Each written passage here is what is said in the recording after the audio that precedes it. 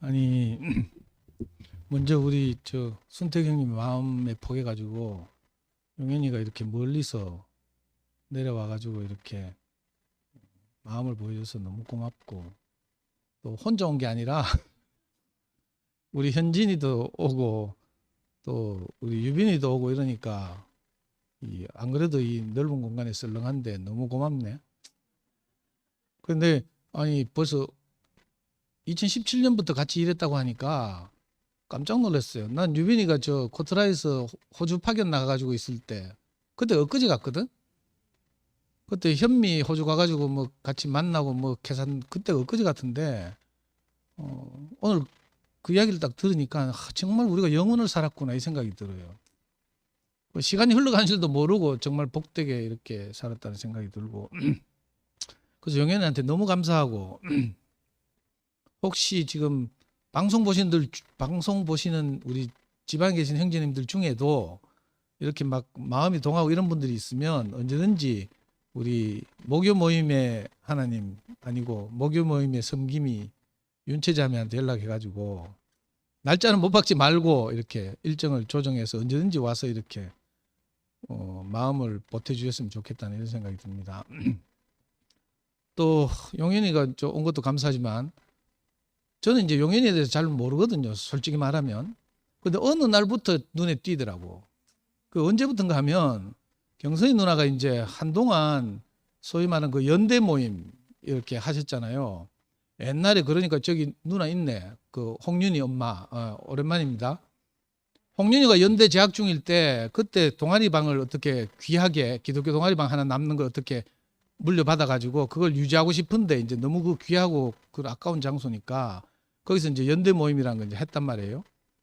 그러다가 이제 홍윤이 졸업하고 이제 뭐 이렇게 어렵게 되고 이랬는데 그때 경선이 누나 저한테도 전화 왔어요. 그때 우리 아들이 그 연대 다닐 때인데 학부 있을 때니까 네가 올라갔으면 좋겠다 하면서 이제. 근데 저는 천성이 게으르기도 하고 그 가가 뭐 남는 게 있겠나 이런 계산도 되고 대구서 그 서울에 우리 아들 대구 저를 떠난 지 벌써 13년 14년이 됐는데 우리 아이한테 내 간 게 딱 2번인가밖에 안 되거든요.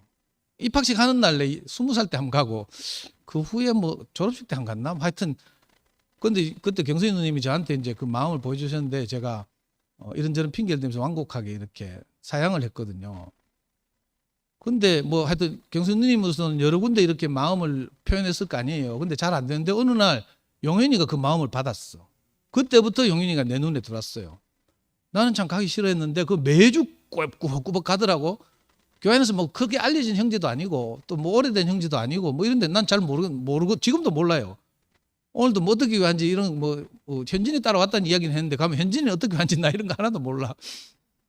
근데 그 경선이 누님의 마음을 받아가지고 그 연대 모임을 자기 자신의 그걸로 알고 거기서 많은 일들을 겪고 뭐 이랬을 거 아니에요. 안 봐도 우리가 짐작할 수 있잖아요. 그러면서 점점 하나님의 손에 이렇게 빚어서 갔을 용인을 생각하니까 내가 꼭 언젠가 한 번은 이 마음을 표현해야겠다 싶었어요. 그 너무 고맙다 이런 생각이 들고 그때 정말 귀했거든. 그 누구야 또 재규형 아들도 그때 학부에 자연대에 있었고 뭐 하여튼 이랬는데 그 어떻게 보면 나를 대신해서 그렇게 경선이 누님을 도와서 그렇게 사역한 것에 대해서 너무 감사하고 또 오늘 특별히 감사한 건 용현이가 오니까 저 귀한 재승이 형이 딱 나타나네. 그래가지고 우리 그 뭐 팝송 독창도 2곡이나 듣고 너무 오늘 행복했어요. 그리고 재승이 형님이 잠깐 나와서 간증하시는데 자기는 아버지에게 와서 아버지께로 돌아가는 것이 인생의 전부다 이렇게 말씀하셨잖아요. 그리고 또 실제로 그렇게 살고 계시고 우리 연구소를 거쳐서 지금 고등부 와 있는 꼬마 중에 마수영이라고 있는데 박성희 자매의 딸이죠. 그 올해가 아니구나. 몇 달 전 크리스마스 때 재성이 삼촌한테서 카드를 받았대. 그 카드에 뭐 이 세상에서 가장 예쁜 뭐 수영아 했던가 뭐 어떻고 저떻고 뭐 삼촌 너를 사랑한다 이렇게 뭐 크리스마스 카드에 다 글을 쓰잖아. 근데 수영이는 그 마음이 너무 가난하니까 그 재성이 삼촌의 그 카드를 읽다가 눈물이 퍽 터져가지고 자기 엄마한테 와서 그렇게 말해요. 엄마 난 눈물 날 뻔했어. 눈물 참느라고 혼났어 하면서. 왜냐하면 그 뭐 꼬마지만 우리가 다 그렇듯이 그 마음을 이렇게 만지고 싶잖아요. 그 마음에 터치되고 싶고 이런데 재승 삼촌이 그 교회 안에 있는 그 정말 우슬초 같은 꼬마에게까지 그렇게 마음을 표현하고 사시는 거죠. 저도 이걸 이제 우리 미호한테서 전해 들었는데 전해 들은 내가 막 울잖아 지금. 제가 처음 교회 왔을 때도 그랬어요. 제가 처음 교회 와서 이제 목사님이 막 도준이한테 올라가라 하고 이제 며칠 텀이 있을 때 갑자기 재승이 삼촌이 나를 불러냈어. 무슨 이상한 차를 하는데 몰고 와가지고 나를 탔더니 어디 가는가 하면 미팔군에 간다는 거라. 재승이 삼촌이, 재승이 형님 그때 미팔군에 막 맨날 들어가서 영어 하고 막 이럴 때인가 봐. 난 영문도 없는데 미팔군에 간대. 신분증 가지고 오라는 거라. 나는 세상에서 엉망으로 살아가 주민등록증이 없을 때예요. 그 신분증 주민등록증이 있어야지. 미팔군에서 주민등록증으로 그 검문검색해서 들여보낸대. 너 신분증 없는데 주민등록증 없는데 왜 이렇게 하니까 우리 재승이 형님이 잠깐만 기다려봐라 카드면 또 차를 몰고 어디 막 가대? 어디 갔는가 하면 지은구 형님 집에 갔어요. 그 은구야 네 주민등록증 줘봐라 이 카드. 아니 은구 형이 내하고 비슷하게 생겼나 봐. 지금은 내가 좀 잘생겼죠. 그때는 제가 정말 베트콩 같았다니까. 처음 교회 왔을 때 담배도 하루에 2갑씩 피우고 막 얼굴이 막 바싹 말라가지고 도끼만 남아있고 뭐 이런 거 있잖아요. 은구 형 좀 말랐잖아 얼굴이. 그 지은구 형님 주민등록증을 빌려가지고 내가 재승님 따라서 미팔군에 그 어디죠? 가다 뭐 콜라하고 햄버거하고 막 나중에 지나고 나서 생각하니까 재승님이 보여진 그게 아버지 마음이죠. 아버지 마음. 재승 형님이 구평형을 낳고 구평형이 우리 형을 데리고 오고 그래서 우리 가족이 다 구원받았거든요.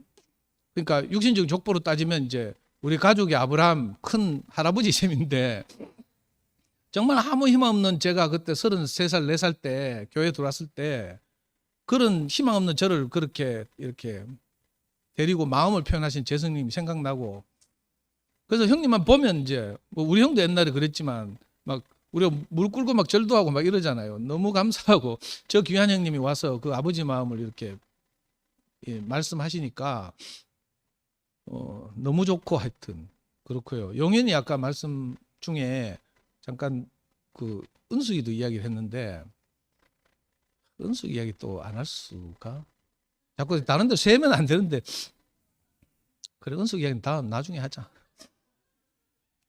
아니 용현이가 그래 이제 우리가 참 여러 가지 자랑이 많았는데 특히 그 중에 이제 가장 큰 자랑이 우리가 교회 자랑이었잖아요. 자랑할 교회가 없어졌잖아. 이게 현실이 됐어요.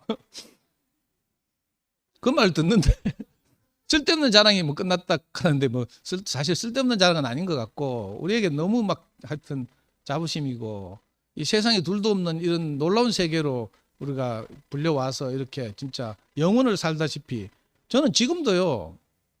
내가 목사님 처음 만났을 때 목사님 50몇 세였거든. 58세인가 뭐 이 정도 됐는데 그때 내 34살이었거든요. 지금 제가 그때 목사님 나이를 훨씬 지났잖아요. 근데 여전히 지금도 다들 그렇죠. 시간이 멈췄다니까. 영혼을 산다는 게 다른 게 아니고 물리적 시간이 우리 인생에서 멈춘 거예요. 그 하루를 살았는데 벌써 30년을 산 것 같아. 진짜 물리적 시간은 30년이 흘렀어요. 제가 원래 우리 나이로 64살 됐거든. 아니 34살에 그때 왔는데 나는 그때 늦게 왔다고 생각했어. 와 지금 생각하니까 34살 장래가 진짜 막 창창하고 자매가 좀 도망갔기로 서니 그러면 딴 여자 없나 내가 이렇게 생각할 수도 있었는데 아니 그렇게 생각할 수도 있잖아요.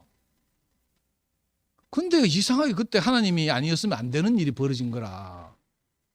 그래가지고 우리 함께 살아서 이 너무 진짜 좋은 교회잖아요. 자랑할 만한 교회고 왜냐하면 목사님과 형제들과 함께 사니까 자랑하는 거지 우리가. 근데 제가 정말 교회를 자랑할 수 없었을 때 노하우 하나 알려드리려고 제가 나왔잖아요. 제가 세상에서 복음을 전하다가 저한테 강의를 듣는 아줌마 중에 순복음 대구교회 부목사 사모님이 있었어. 그 사모님이 화셔유치에 늘 어린이 서점에 늘 강의를 들으러 와서 제일 앞자리에 앉아가지고 아멘 아멘 하고 있잖아.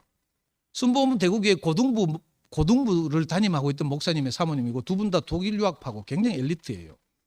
근데 이분이 이제 제 이야기를 듣더니 너무 좋았나 봐. 그래가지고 하루는 저를 순복음교회 고등부 학부모들을 대상으로 한번 와서 강의를 해달라는 거라. 그런데 깜짝 놀라가지고요. 목사님한테 뛰갔잖아. 무서워가지고. 목사님이 이런 일이 벌어졌는데 왜 하면 됩니까? 하니까 목사님 그때 딱 한마디 하더라니까. 그게 제게 영원히 새겼어요. 야, 교회는 말하지 말고 그리스도만 말하면 되잖아. 딱 이렇게 하는 거라. 내가 여러 번 말씀드리지만 목사님 복음의 핵심은 그리스도와 교회거든요. 그 상황에 따라서 적절하게 지혜롭게 어떤 때는 교회를 말하고 어떤 때는 그리스도를 말하면 돼. 근데 이제 말할 교회가 없어졌어. 그럼 뭘 말해야 돼요? 오늘 이 시편 51편의 제목이 김천 목사님 말씀 제목이 그 7절인가 보면 우슬초로 정결케 하옵소서 이렇게 딱 말했어요. 그러니까 우리가 자랑할 게 없으니까 저절로 우슬초가 되고 저절로 정결이 지는 거라. 이제 내 자신으로 그리스도를 정확하게 나타내지 않으면 복음이 전해지지 않는 시대가 된 거예요. 물론 이제 회복되면 또 달라지겠지만, 그러니까 그리스도를 말할 수 없는 것이, 내가 순복음 대구에 가서 우리 저기 가창 대구교회가 더 좋아요 하면서 막 오락하면 큰일 나잖아. 싸움 나잖아. 안 그래도 지적받고 이러는데. 근데 목사님이 놀랍더라니까. 그때 목사님 벌써 다 알고 있대. 그래서 숨어 말하면 되지 딱 하는데, 저보고 다행히 네가 무슨 전할 복음이라도 있나 안 칸 게 큰 다행이죠. 목사님이 딱 보기에 견적이 나오나 봐. 그래도 네가 그리스도를 말하면 되겠구나 이런 생각이 드나 봐요. 그래서 그리스도를 말하면 되지 뭐가 걱정이고 딱 하더라니까. 그래서 제 마음이 딱 정리가 됐어요. 물론 그 후에 그쪽에서 아예 알아서 도망가죠. 저는 이런 일이 여러 번 있거든요. 여러 교회에서 저를 부른 적이 있는데 저가 알아서 그 담임 목사님한테 결제받는 과정에서 제가 다 걸러져. 그 사람 그 강사 어느 교회 다니노 하고 뭐 어디서 세례 받았노 이런 거 다 묻거든요. 취조하다 보면 이제 거기서 다 캔슬한다니까. 그래서 실제로 행동을 옮기지 못했지만 그런 일이 있었어요. 그래서 저는 최근에 이렇게 우리 주변에서 일어나는 이 상황을 보면서 제 자신이 더 정결해지고요. 아, 내가 그리스도를 더 분명하게 말해야 되겠구나. 그래서 이게 전화위복 문자 좋죠. 이 상황이 우리를 복되게 할 수도 있다니까. 이걸 부정적으로 생각하고 울고 뭐 이럴 일이 아니에요. 우리를 정신 차리게 하고, 물론 신모트 형제들에게도 마찬가지고 기회예요. 기회. 더 십자가에서 내려오지 못한 예수가 더 분명해지고, 이걸로 사람을 가르고 형제들을 나누는 게 아니라 그 근원적인 말씀이 더 분명해지면 되잖아요. 나는 그 원액 생산 공장이라는 생각이 들어요. 저는 복음을 전할 때 원액을 그대로 전할 수는 없거든. 그러다 보면 나는 자꾸 뭐 타야 돼, 희석해야 돼. 그러다 보면 나도 희미해질 수 있어요. 그런데 내게 누가 필요해요? 원액 생산 공장 같은 형제들이 필요하다니까. 그 나를 돕잖아요. 나를 교정하고, 저로 하여금 항상 정신 차리게 하고. 그래서 너무 소중하다니까. 마찬가지로 뒤집어서 거꾸로 생각해도 똑같죠. 우리에게 이게 기회예요. 기회. 이거 현대 경영학에서 말하잖아요. 위기를 기회로 바꾸는 것. 이게 오너의 지혜라 하더라고. 사장님, 예, 명심하십시오. 주님을 찬양합니다.